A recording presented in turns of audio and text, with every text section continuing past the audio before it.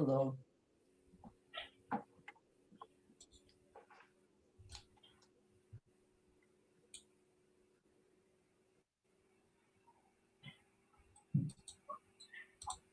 Hello. Hi, everyone. Can you hear me? Please wave if you can hear me. Fantastic. We have a beautiful group of music lovers here tonight, and I'm really so happy to welcome you all to our lecture series. We have people here from not just from. Can you hear me? Please wave if you can hear me. Fantastic. We have a beautiful group of music lovers here tonight, and I'm really He's recording. He's recording. Yes, a little bit of technical issues. Hearing back my own voice from YouTube. So tonight's program will be recorded on Beth Tikvah's YouTube channel as well, and be available for anyone who wishes to watch this program again later on.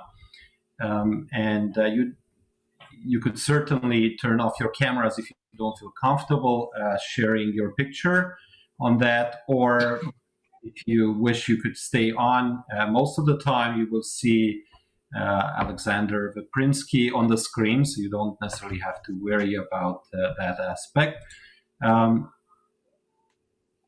We have guests from all around the city, and those who don't know me yet, I'm Tibor Kavari, the Chazan of Beth Tikvah, Toronto, or as everyone else knows me as Tibi, and I'm Chazan and music director at Beth Tikvah, and has been working for a number of years with this phenomenal musician, mensch,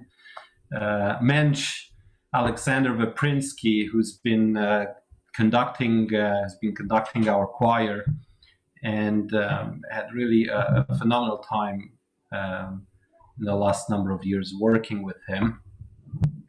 Those who don't know ALEXANDER yet, I would like you just to give you a few details about his career. He has been the conductor of Eretz Israel Choir before he came to Beth Tikvah. He worked at other synagogues. You'll hear about it in a moment. He earned his music and piano teacher's degree, followed by his master's degree in opera and symphonic conducting in the Ukraine. And from 1994 until now, he has taught piano privately and theory and music theory and harmony at the Toronto School of Music. As well, he's been teaching at Roberts Music Center in Toronto and Majesty Music School.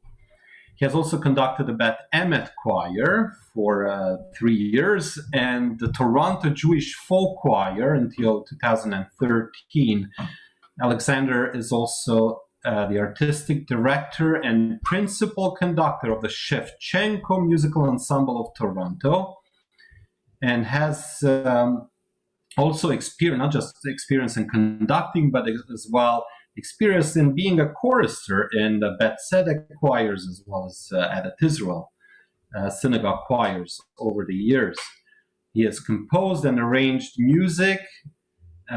He speaks English and Russian and Ukrainian, and maybe even more than that, as his knowledge of languages allowed him to work with all segments of Jewish community and beyond. And we are fortunate, Beth Tikvah, to have ALEXANDER on our staff and in our family for a number of years now.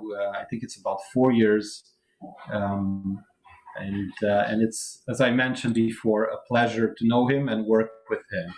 And with no further ado, ladies and gentlemen, I'm going to, with some more information, we will give some time, we'll leave some time in the end of this presentation for you to ask some questions. You can always send some messages on chat, either some some nice positive messages to Alexander to see how much you appreciated his lecture, or if you have a question that we can ask in the end, you can post it as well. I will keep an eye on the chat window. And now, with no further ado, I'll give you Alexander Veprinsky. Okay, thank you, Tibi. Good evening, everybody. Just it's nice to hear about myself. So many words. I didn't know that it's me. It's me only. Okay, but let's start. Today, it's the first lecture about the composers, what I picked. Actually, composers of the Jewish descent, of Jewish background. I would like to say a few words before I start. Today is Giacomo Meyerbeer, actually. That's the pronunciation, I believe. His pronunciation, Meyerbeer. Okay, so before I start, I would like to say this few words. You see, you all know about Mozart. Obviously, you know some compositions. Everyone knows there's something what he wrote. Everybody knows what Beethoven wrote. This, I mean, you can name few of them, Tchaikovsky, etc. Meyerbeer, in my opinion, it's not such let's say, famous name in the music world, but this is not true, because he was forgotten mainly in the 20th century, and mainly because of Nazis and this Nazi regime. So we'll talk about this gradually. I will come to this, but let's start. So who is Giacomo Meyerbeer? He is the father, one of the fathers at least, of the Grand Opera. Grand Opera, the big opera with the big, usually what they took this drama or took their stories. Those composers, this together with members, is Halevi, it's Donizetti, okay, and they took their stories from the medieval time.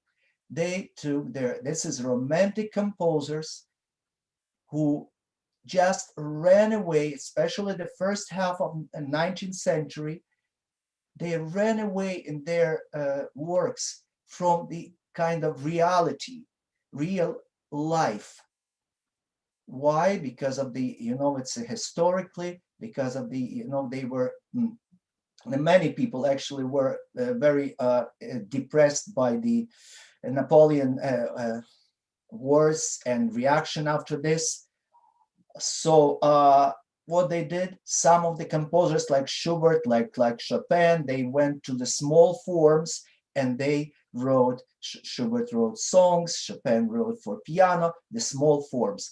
And the opera composers, starting with Carl Maria Weber, wrote operas, big operas about the very glorious past, or something from the from myth or from the medieval time, with heroes, big heroes. Okay, so Giacomo Meyerbeer was one of them. 1791 till 1864. That's his life years. 1791, 1864. He was born as Jacob Liebman Beer, L-I-E-B-man, Liebman Beer.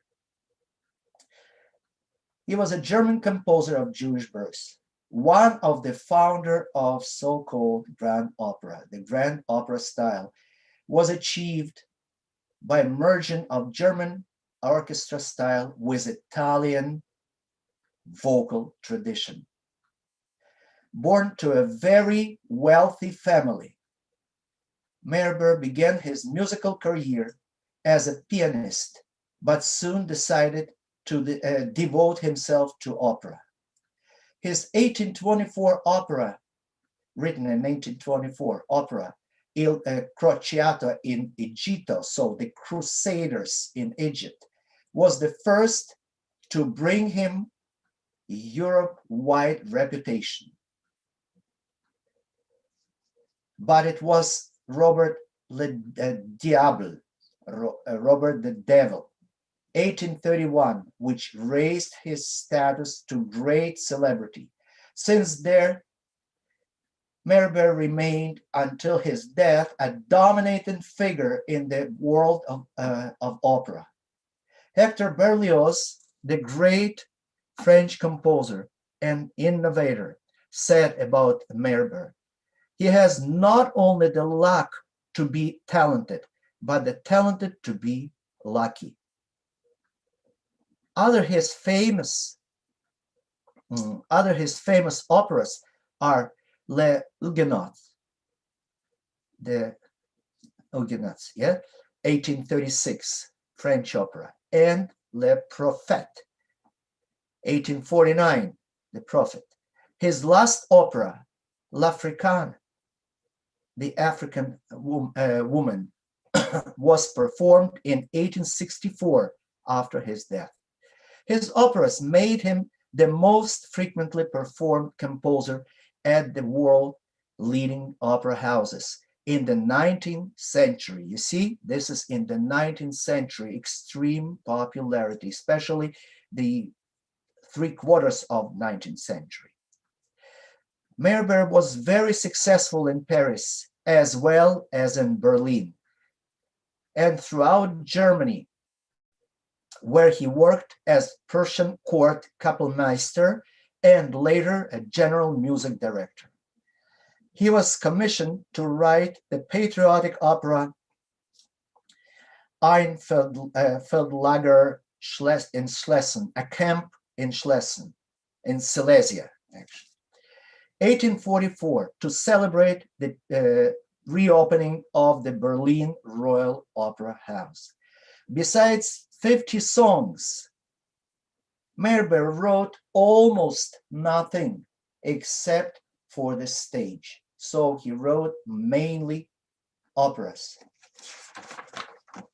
The critical assaults of Wagner, Meyerbeer supported his first, by the way, he supported his first step in opera, in particular opera Rienzi, and his support, especially after Meyerbeer's death, led to decline of the popularity of his operas in 20th century, and then were forbidden by Nazi regime in Germany and were neglected by opera houses throughout most of the 20th century. However, in 21st century, his operas began to reappear in the repertoires of many European opera houses. As I said, Meyerbeer was born in 1791. His father, Judah, was a leader of the Berlin Jewish community. And also he kept the synagogue in his house. He led the synagogue in his house, which leaned towards reformist views. Jacob, that's a name which Giacomo received at birth. Jacob wrote an early cantata even for this synagogue, for performance in this synagogue. The Beer children were provided with fine education. I just repeat that his father specifically, he was very rich, and he was very close to the court of the emperor, Germany. So Jacob wrote, the Beer children were providing with fine education.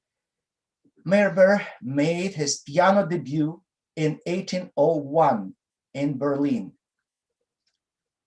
with smashing success.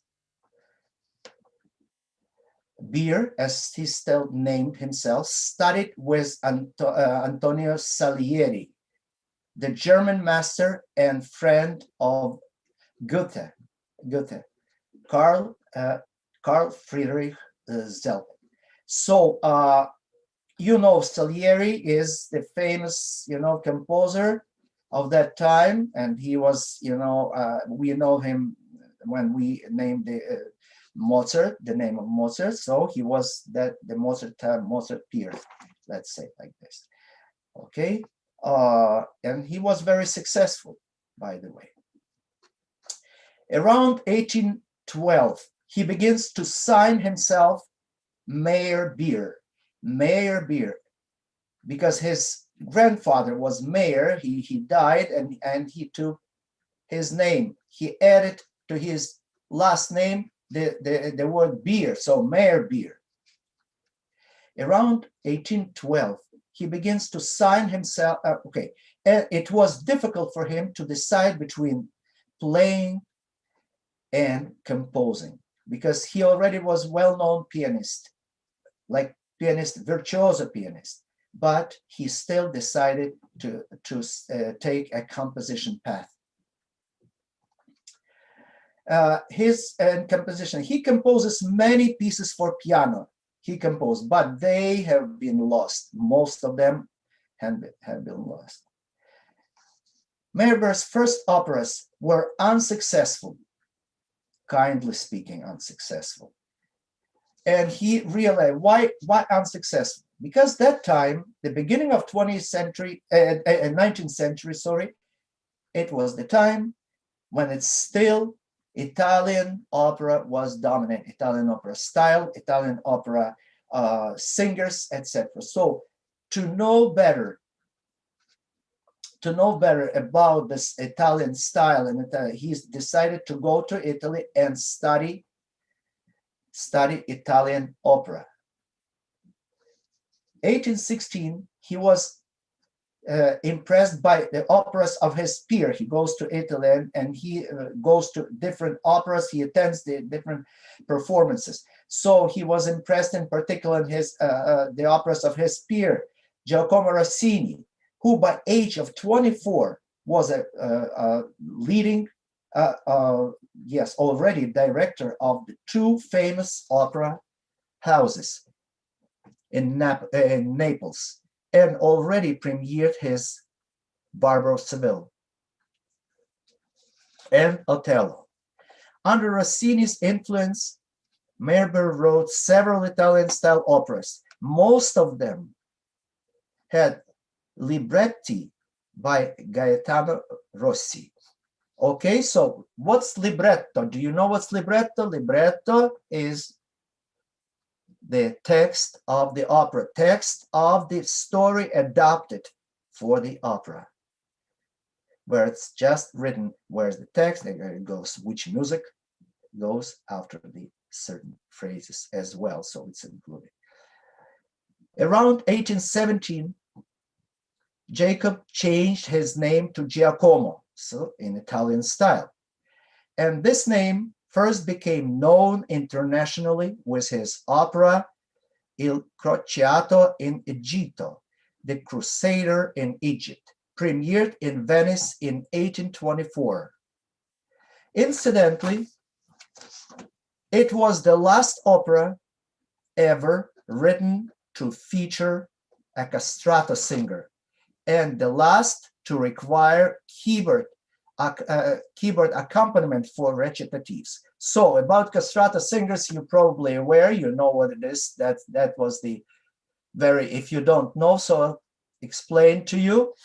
Okay, so I would like to ask you, but this is the singers that was from medieval time up to the, as I said, this time of the Meyerbeer's opera of this merchant in Egypt.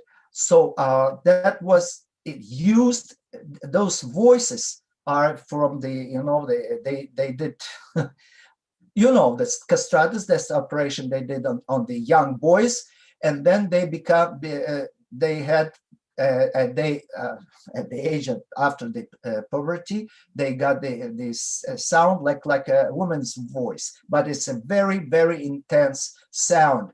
and those castratos, they were very, I would say, valuable singers, and actually they earned a lot of money. But then it was forbidden by king. Just it was special, rule that it was forbidden because as a very, very cruel thing to do. Okay, and accompaniment recitativo. So before, and this is after actually this Meyerbeer's this opera, no recitative, and even recitative was done and was sung by accompanied by the orchestra, not just keyboard, because it's Mozart time, Haydn time, and before every recitative was accompanied by the harpsichord or piano. Now it's only, after this opera, only orchestra. In 1826, shortly after his father's death, Meyerbeer married his cousin, Minna Mossen. It was a stable marriage. They had 5 children, and usually, like this, only 3 daughters survived, because that time the child, mortality was very high. With his next opera, Robert the Devil, he became a superstar.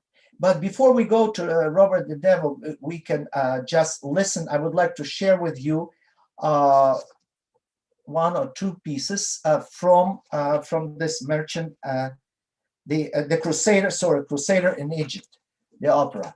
Okay, so let's share this one. I would like to share with you. Just listen to this. Il Crociato in Egitto. Here we go. So,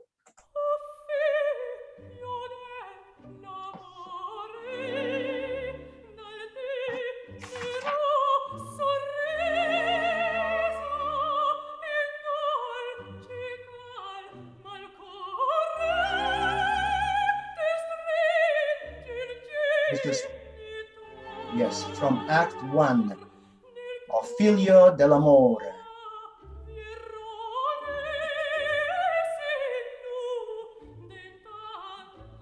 And this is exactly Armando. It's exactly what we talked about, castrato singer.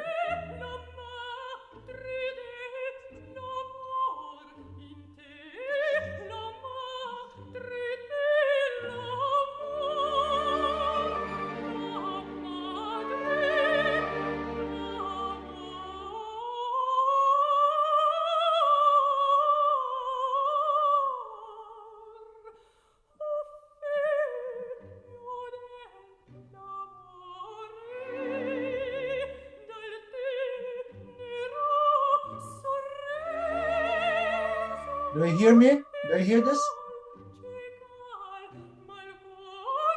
Yes, we do. Yeah. Okay.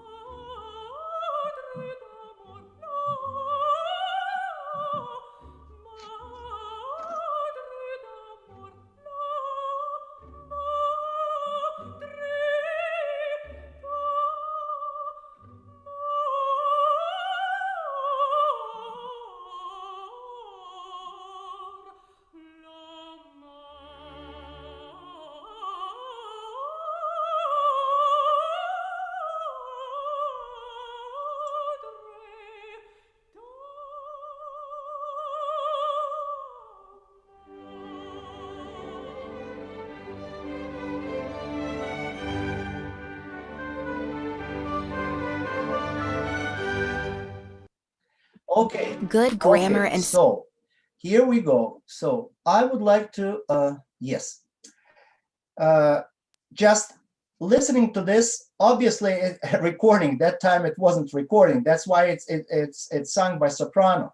But that time it was sung by the castrato singer. As I said already, with his next opera, Robert the Devil,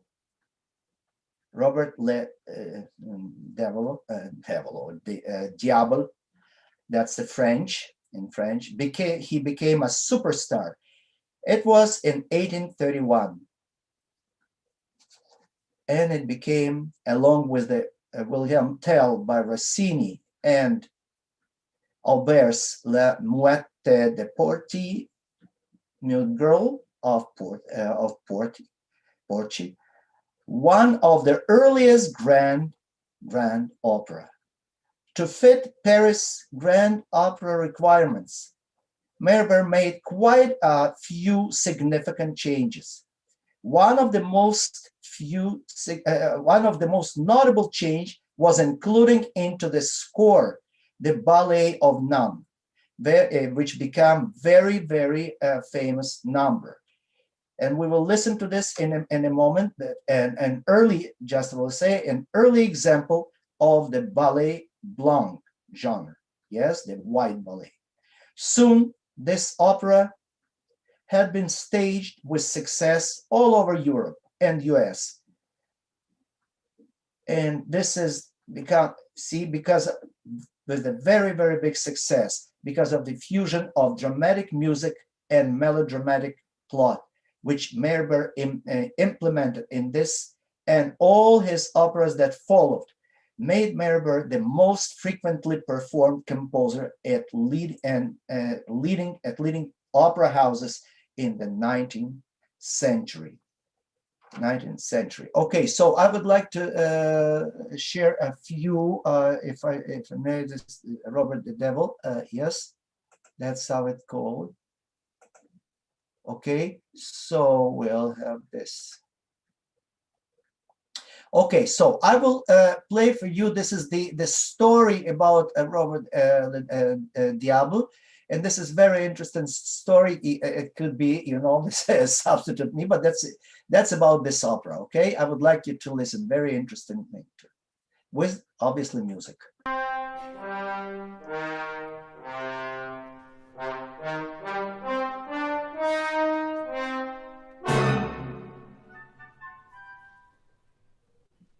I think what Meyerbeer did with this opera was really create a blueprint for French Romantic opera.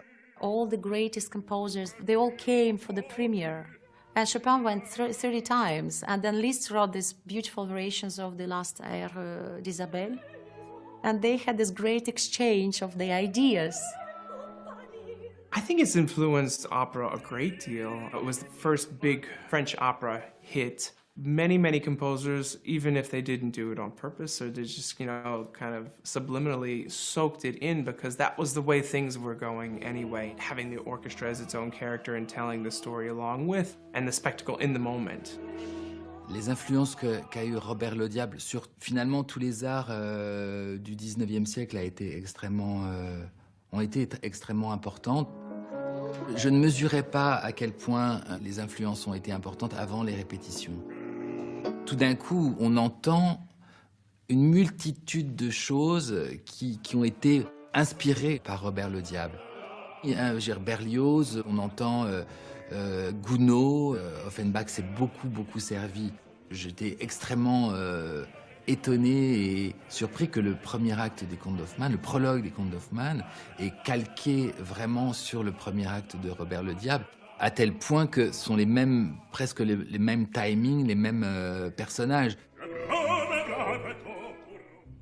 L'influence sur la danse, puisque ce fameux ballet des nonnes, on a mis à ces nonnes, pour les rendre plus fantomatiques, des tas de voiles, et c'est ça qui a donné lieu à l'invention du tutu, et c'est comme ça que Gisèle, la sylphide, sont aussi des personnages fantomatiques.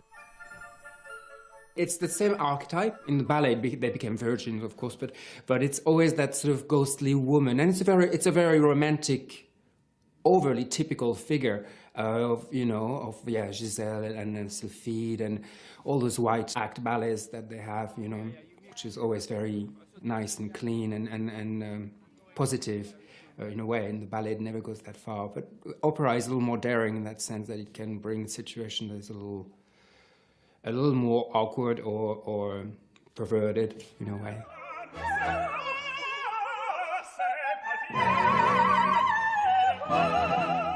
Meyerbeer, I think he was pushing the envelope technically of what singers could do. It's not just the range, but the range is great. I mean, over 2 octaves for the tenor, which is, and even greater for the bass and the other sopranos. But I mean, it's, a good note or 2 higher than I am called to sing in regular standard rep.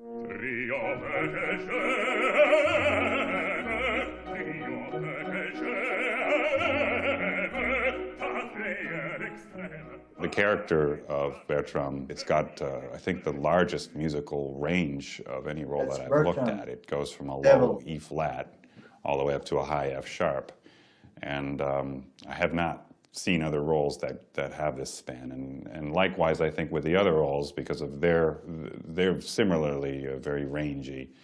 And also very strong mixtures of very lyric type of voice with a dramatic kind, all kind of wrapped up into one singer. So it's part of the reason I would imagine that it's done so rarely, if ever, is that it's hard to find the casts.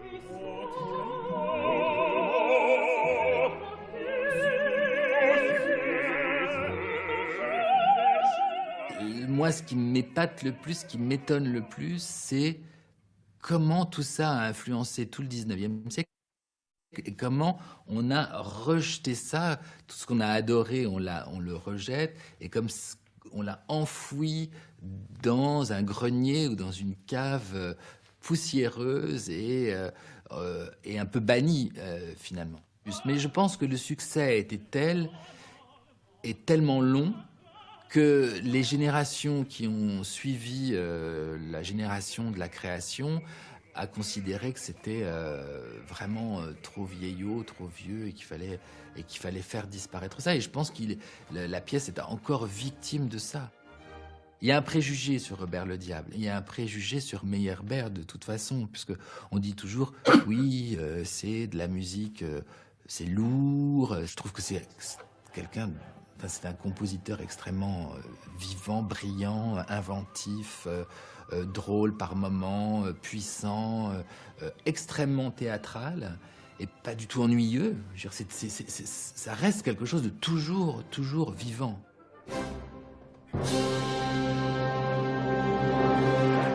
Okay, and now let me just present. This is the most, I would say, famous. Okay, sorry, that's not. Okay, the most famous thing here, Robert the Devil. Maybe we'll do this. Yes. So, oh my goodness, have to get rid of this. Okay. Okay, I will just try to do it. Yes, because it's a lot of. Okay, I know what to do. So this is like this, okay. Robert the Devil. Yes, that's a waltz. We will not listen to the waltz, but this is Franco Corelli and what is this? Diablo. Sorry. No, this is different. Okay, the non-episode. Okay, sorry, I probably, okay, let me see. No, you see? What is shared to this here?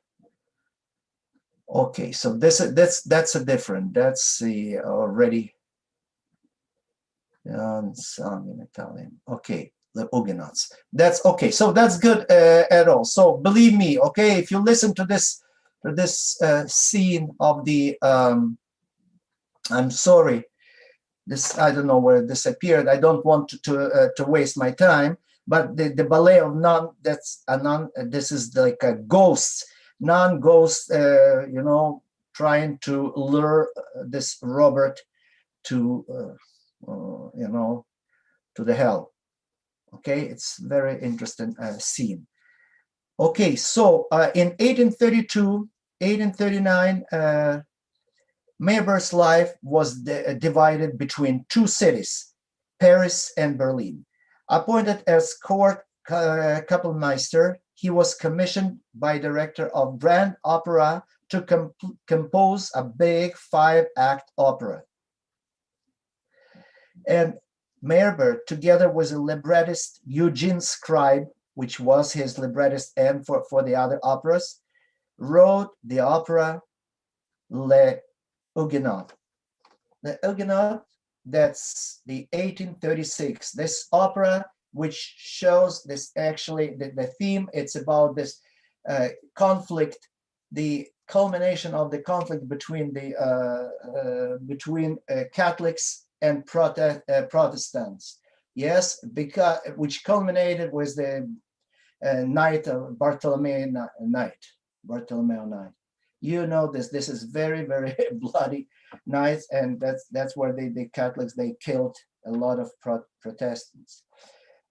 This opera became the first opera to be performed more than 1,000 times, and it was performed up to 1936. So almost 100 years it was performed without any stop.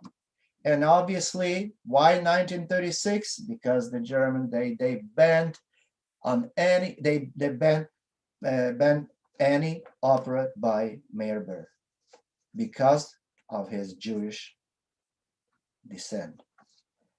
This opera generally claimed to be the most successful opera of this 19th century. So arguably, it's the most successful opera of the 19th century, and then look how many times they staged this. Okay, so just to give you a few examples of this opera, just about to give. Okay, so this is instead of long overture, which usually begin Meyerbeer's opera, here we have a short prelude. Production.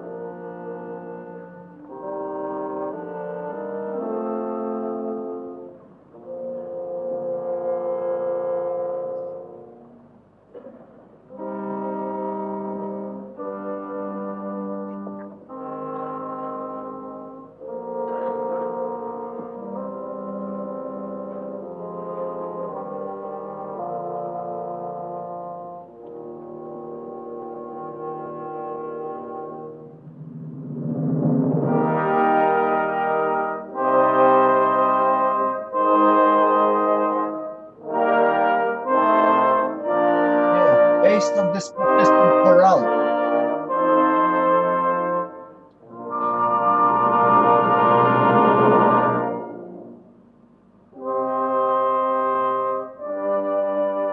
Pretty short.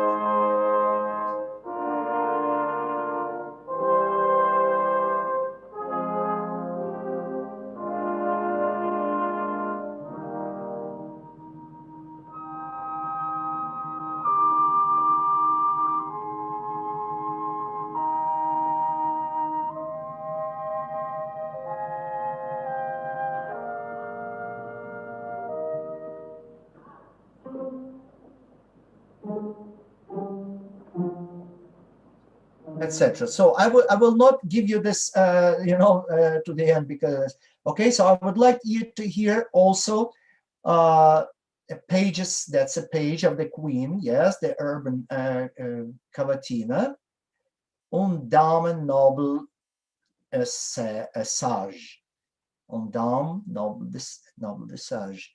Okay, so that will be, just 1 second, I will give you this. I know I have this something here.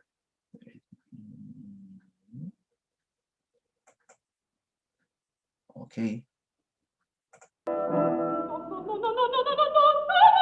Very, very virtuoso.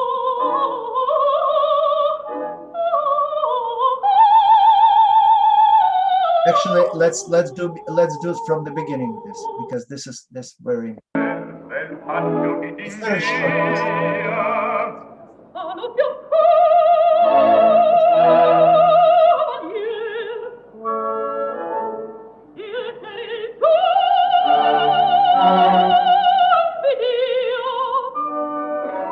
The cavatina, that's it. Recitative.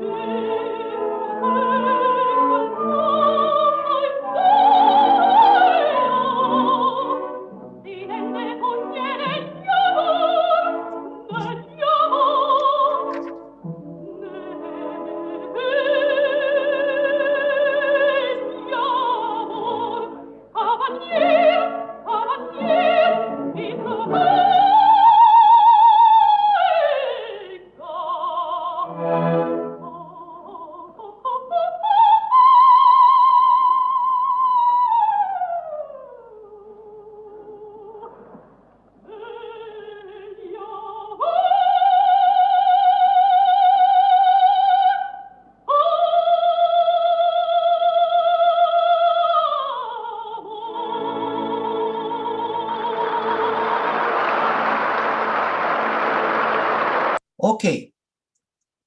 Okay.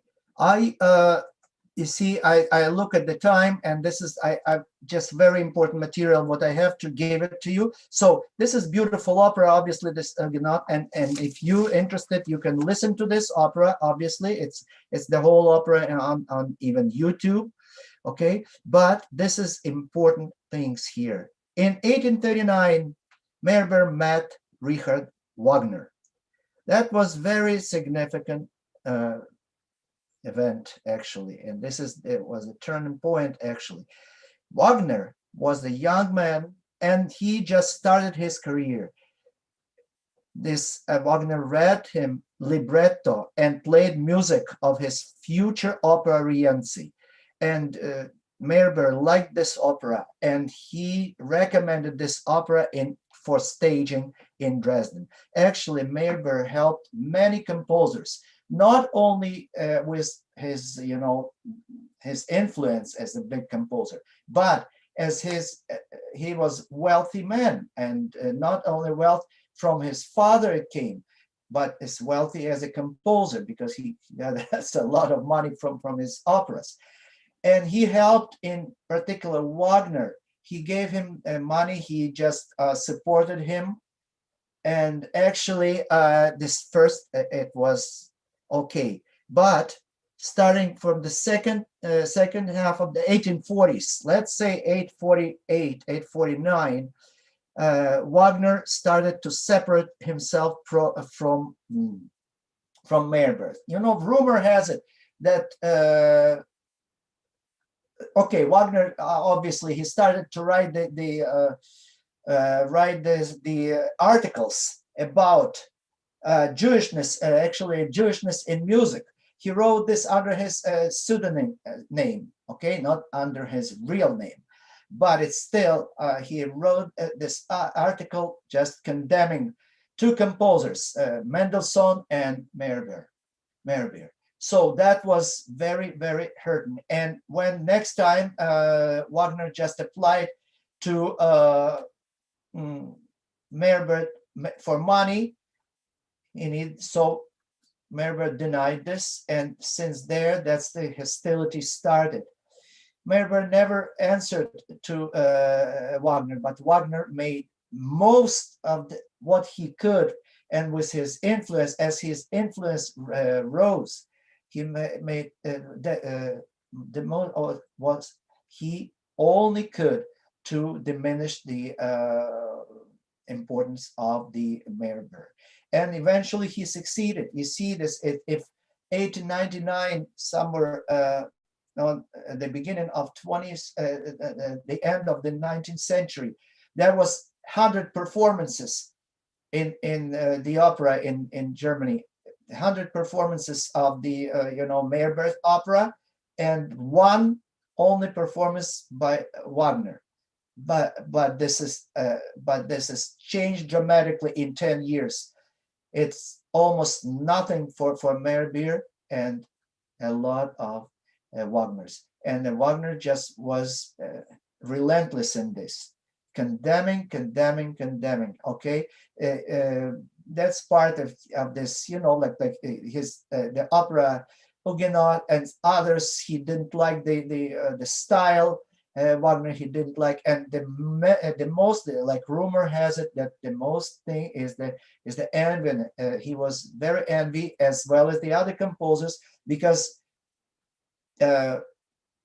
Meyerbeer was very successful and very wealthy, and also the rumor again had this that that Meyerbeer allegedly he bribed the critics for writing the good articles about him, favor articles. Okay, so we don't know whether this is true or not, but it's still his opera remained the main, I would say, operas in opera repertoire of the whole 19th century. And also, Meyerbeer was insisted of the particular, he wrote for the particular voices, his works, his operas. He insisted on particular people singing the premiere, at least the premiere of this. And well enough, his vocal lines were very, very difficult vocally, and very virtuosic. Like, as well as Donizetti and Bellini in his Norma is, we count this Norma Bellini is the most difficult opera to sing, specifically for soprano, most virtuosic. From the other operas, I would like to add to this Prophet. That's a very, I would say, significant opera for him. In 1854, his mother died, and it was a big blow for Meyerbeer.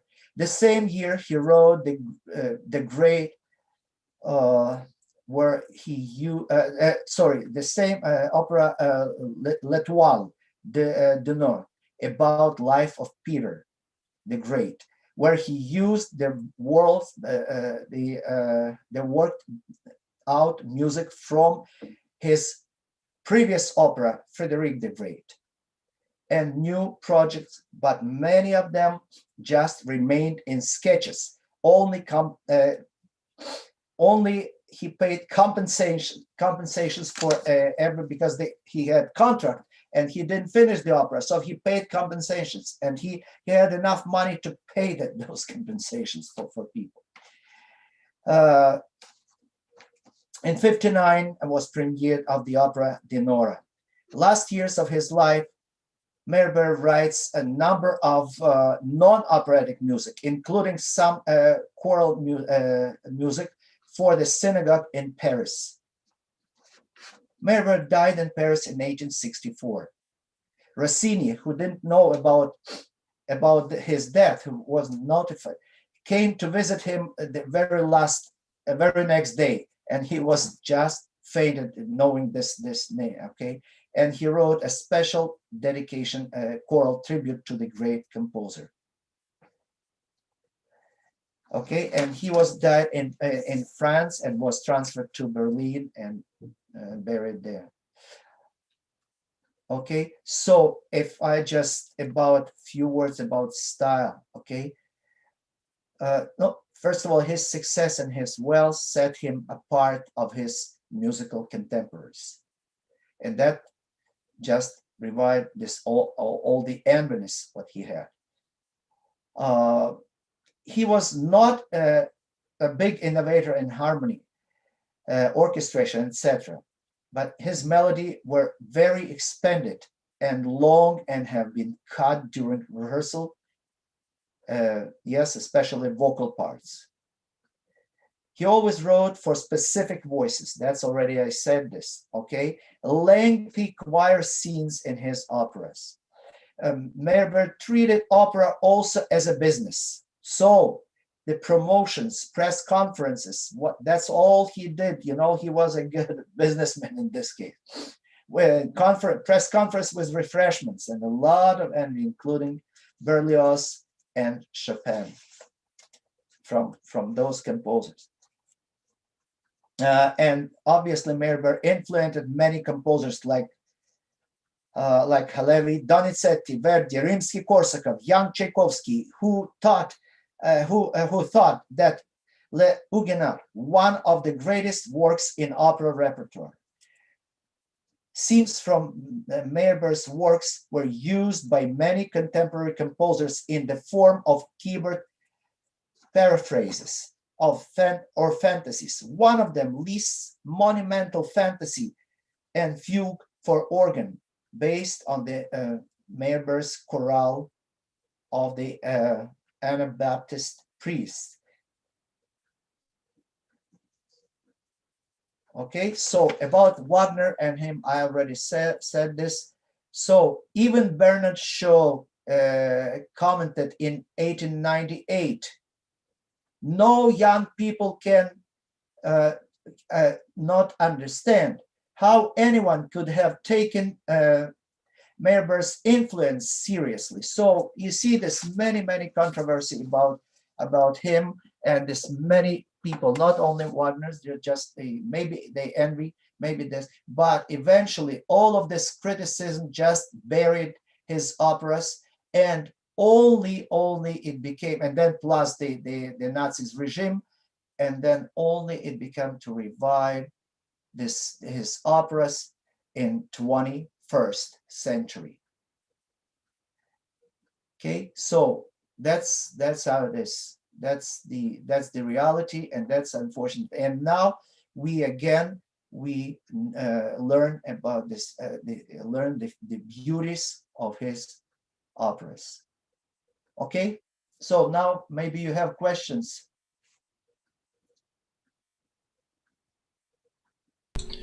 Just 1 second, Alexander. That was really a wonderful lecture. Thank you so much. It was so insightful and interesting. I'm trying to bring myself here and to Okay, into this picture for 1 second. Actually, it were Here we are. Okay, and now you can see both of yes, us. actually, it's publications in the end of the 20th century, publication of his diaries. He wrote diaries, Meyerbeer, and the publication of his diaries that just led to the reviving of his music. Thank you so much, Alexander. Really, I think the choir benefited over the years from your information and your amazing source of information and musical knowledge, and we did benefit over the years. And I'm so glad that now our congregation and the general public can join these lectures and hear you speak and present about. Maybe people have questions, please, if you could unmute. Yes.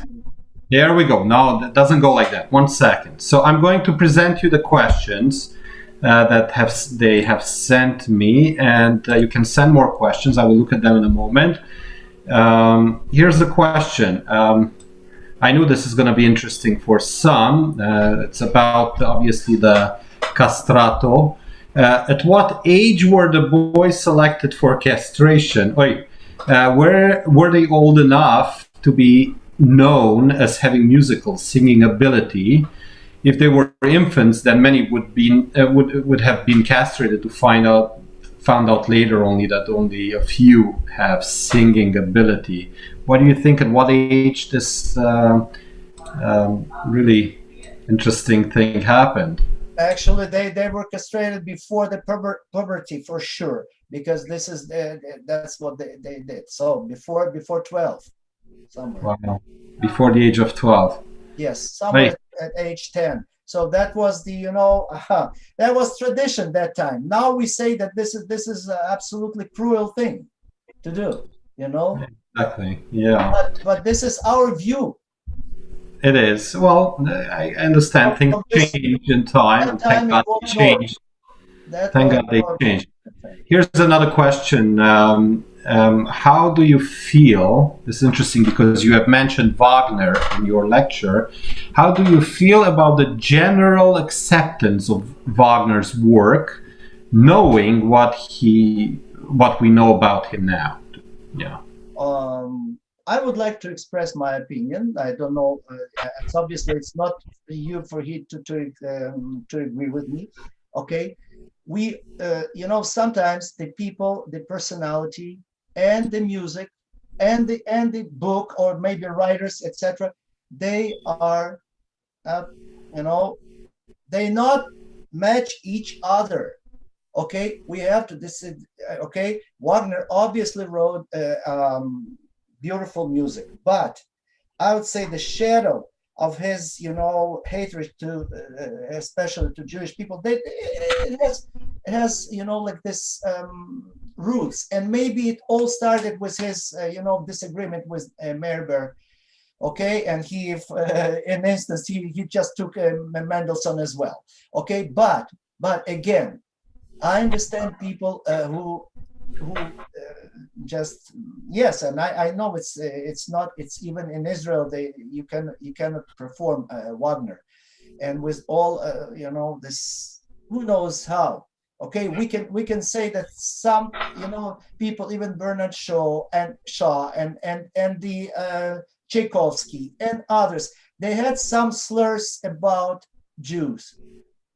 Okay, but the beautiful music, stays apart and still lives, let's say, to me, it lives separately. However, again, when I think about this personality, I really, it's not, Wagner is not my if you ask me, it's not my favorite composer by any means, but it's still, I think his music has rights to live because it's a real era in the music, but his personality is real.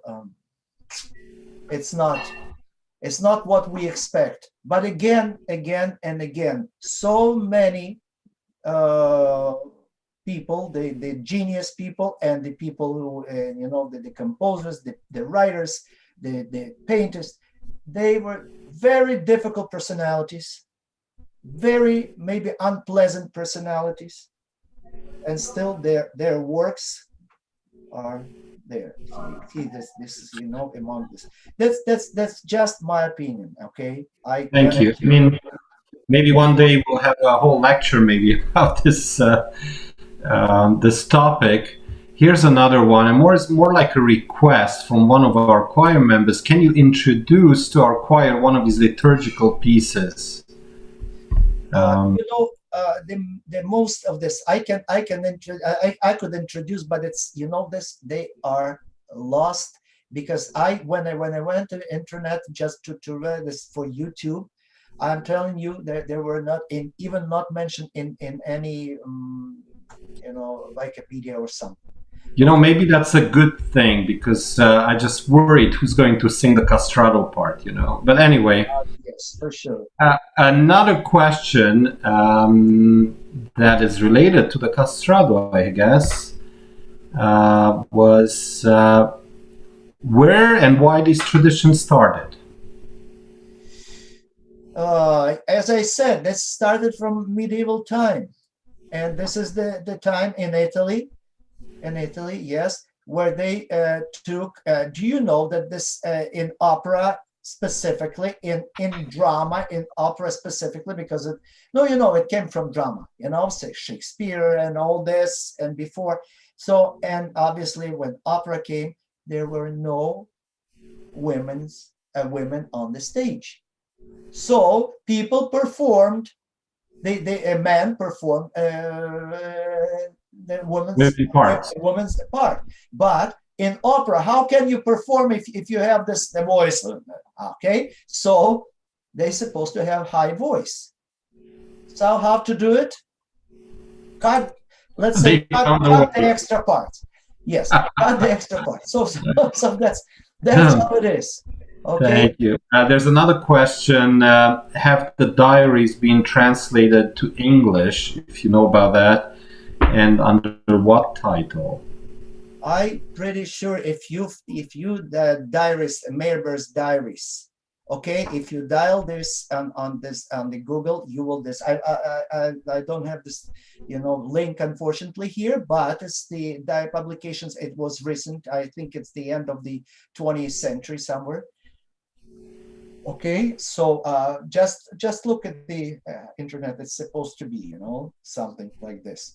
Okay, Meyerbeer's diaries.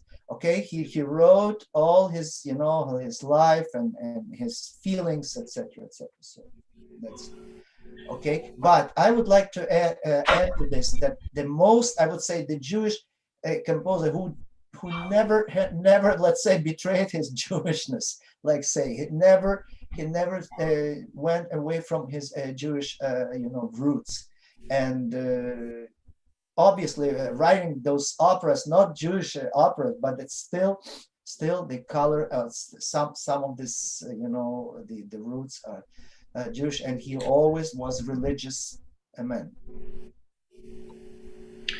Alexander, thank you so much for this wonderful lecture. I want to thank everyone who joined us tonight. We had a really nice group of people here listening to Alexander. As well as I would like to thank Musica Beth Tikvah and all the volunteers who work for Musica Beth Tikvah and give their time and for the planning of our events. We'll see you at our next opportunity. If you can, Alexander, remind what's the next time we're seeing you here for a lecture. Just 1 second, I will look at this. That's Offenbach. February 11th. So, dear people, I have a question now. Just was it useful? Just say wave if it was useful. If not, so just say, okay, you know, like this or like this. Okay, just okay. We can't see them, Alexander, and but they can write on the chat, so we'll be able to read. Thank you very much. Thank you for your patience. Thank you, and I will be glad to see you next let's say next lecture this February 11th. This is Jacques Offenbach, the father of the operetta. Good night, everyone. Thank you for joining us. Thank you, Alexander. Good night. Good night. Good night.